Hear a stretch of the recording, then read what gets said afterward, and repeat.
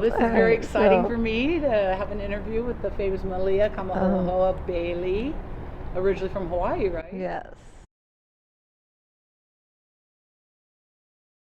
A childhood friend introduced me to the sport, and as a matter of fact, he lives here locally, and he picked us up from the airport. He and my brother played together. He was my brother's best friend, and he said, "Oh, I'll take you to play racquetball," and he did. And then that was on a Marine base, Kaneohe Marine Corps Air Station in Hawaii, and that's where I played, and I thought this was pretty fun. And I actually, during college, I got a job on the Marine base and was able to play before work, at lunch, after work, and just enjoyed the heck out of it. Played a lot of the Marines on the base and other players. So anyway, someone entered me in a tournament and said, "I think you ought to play in the tournament." And back then, as you know, there was no skill level divisions. Everything was, you played in the open. That's where you entered, in the open division.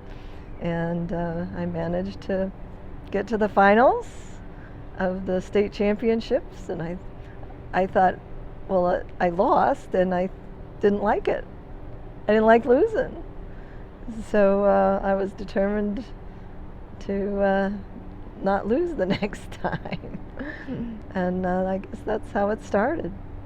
Well, so I moved away from Hawaii and moved across country and lived in North Carolina for a short period of time and continued to play on a military base. And I met Mildred Gwynn, and I know a lot of people know her, and she invited me to go to the national singles championships in Buffalo, New York in 1982.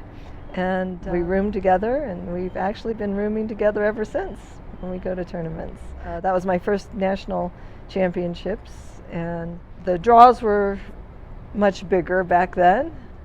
So we worked hard to get where we wanted to be, and I managed to place third, and can't remember who won, but I lost to the eventual winner, Diane something. And I'm proud to say I was the only one to take her to a tiebreaker. But I do know that nobody knew who the heck I was and where did I come from. And so that was kind of cool. They knew now. After that they knew who I was. But anyway, it was a lot of fun. It's been a lot of fun, and I still have fun. We had a lot of military bases overseas, and in recent years, a lot of the bases have closed, and I think there was a lot of military influence as far as racquetball is concerned overseas in Europe, all around Europe.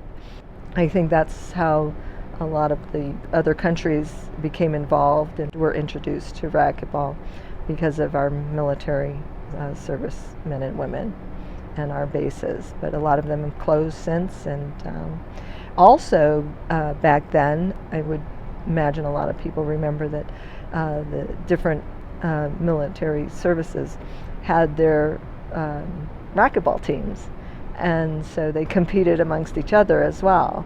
They had the military championships, and they were very proud to represent their branch of the service. So are you saying the Marines played the Navy and played the Army and the Air Force? They sure fun. did. I wasn't aware of that. That is very cool. Jimmy Lowe, I know a lot of people remember Jimmy. I think he won several of the military championships. Mm-hmm. I'm proud to say he was my partner for a few years. Yeah, I was on the U.S. team for a few years. In fact, in 1982, when in Buffalo, I made the team. That was my first time qualifying for the team, so I thought that was very exciting. I had never experienced anything like that in my life. I was 24 years old, and they said, "You made the U.S. team." I'm like, "What? What do I do?" And so I was very blessed to be able to do that, and racquetball has blessed me in so many ways, especially making friends and traveling. And as you mentioned, Costa Rica, that was a lot of fun, and competing against other countries and representing the good old USA. During the time I was on the U.S. team as well, we would make goodwill trips, if you will. The team would travel to other countries to help promote racquetball and give clinics to the local players there, and so we helped grow the sport in other countries as well. And they just turned it up a notch, as you can see, which is great. I would like to, at this point, see it grow, of course, back in Europe again, because there were a lot of European countries that did play back then, as well as Japan and Korea. And so it would be nice to get some more Asian involvement as well. Can you name all the countries that you've traveled for racquetball? Oh, good grief. You're testing me. Well, I'll tell you, one of the biggest trips that we took was to Australia. And needless to say, that was a lot of fun. They hosted a small tournament and there with us. And again, it was a goodwill tour, if you will. It was a 3-week venture. We went to Korea, we went to Japan, and Australia on that particular trip. And again, it was a promotional tour, and can't remember how many of us went. I want to say 8, 4 girls and 4 guys, and it was. Was Ed Martin the coach then, or? Oh, you're testing me again. I really don't remember who was coaching back then, but there are pictures somewhere. So we could probably figure it out. Now my daughter plays, and I'm very proud of her and how she's taken a liking to it. And just a quick story about that. You know, we drug the kids to tournaments, and when she was young, she's like, I'm never going to play racquetball because we drug her to tournaments. Well, I had cancer 19 years ago and went through treatments back then, and as you can see, I've got it back, but it's okay. But after my final treatment back then in 2004, I was giving a youth clinic, and Keilani was 10 at the time, and to my surprise, she says, Mom, can I take your clinic? And I, of course, was delighted that she asked, and we had 15 kids, and they enjoyed the heck out of each other, and they played a lot together for a handful of years, and I think that pretty much perpetuated our youth program too, and Keilani's interest, because I did take a handful of them to junior nationals one year, and they all did very well. And I think Keilani was like me. She actually won the 12 and under, and lost doubles, and she didn't like losing either. So she had fun playing and competing, and she's still at it. So she keeps me on the court as well. So there's 4 children in my family. My father died when he was 36. He had just gotten back from Vietnam and didn't live too much longer after he returned. I was 11. And anyway, we were living in Hawaii at the time, and I guess as things go by, and I actually at 15 I started working. I'm kind of a workaholic, if you will.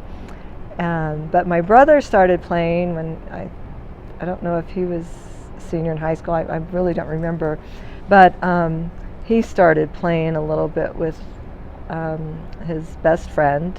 But they just, well, I don't want to say, we all play for fun, but some of us take it a little bit more seriously. These courts we played at were open 24 hours.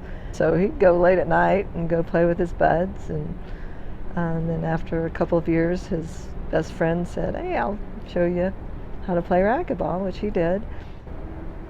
My husband played. We met playing racquetball on a Marine base, actually, and he's very good, and he's got a couple of national titles as well.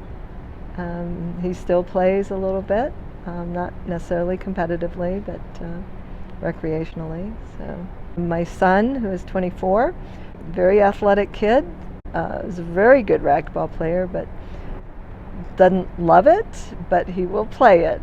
In fact, I know he's taken some of his friends to play, but Kehlani's loving it. Well, that was very exciting for me because it was my very first nationals, and I had no idea that was a bonus for me. I was just told afterwards, and I was, what?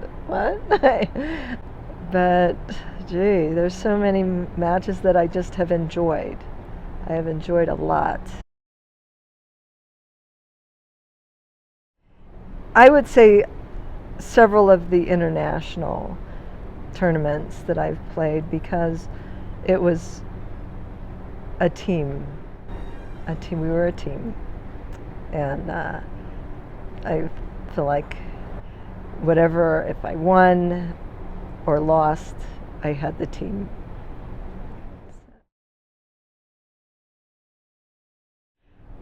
I think in '86, I think that was the year I started. I decided to play, and the reason, I can even tell you the reason, because I was working full time.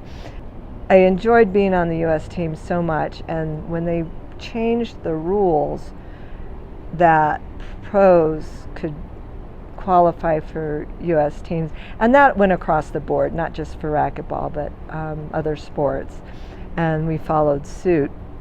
I felt like I needed to get my ranking up, because they, all of a sudden, allowing the pros to play, they would seed by pro rankings instead of national rankings anymore. So all of a sudden, my ranking dropped.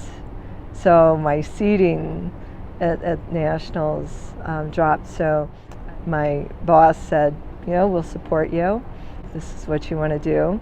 And so I was able to start playing on the pro tour. There were so many good players. Lynn Adams, I have to say, she was so welcoming to the new players. And the year I started playing on the tour too, Michelle Gould started playing as well, and she was quite the force. Karen McKinney, oh gosh, there's just so many. My doubles partner, Tony Bevelak, of course, and I just really enjoyed them all, and it was just so much fun to be able to cheer for each other. Like now, I see there's a good rapport with the ladies on the LPRT. We had a great, I feel like we all had a great relationship with each other. We'd get on the court, and it was a battle, but off the court, we loved each other, and that made it very special. On that note, I think we can go watch some other matches. Okay. Malia and Glenn versus Cheryl and George. Mixed Centurion. 0, serve 0. 1-0. 2-32. 1, serve 0.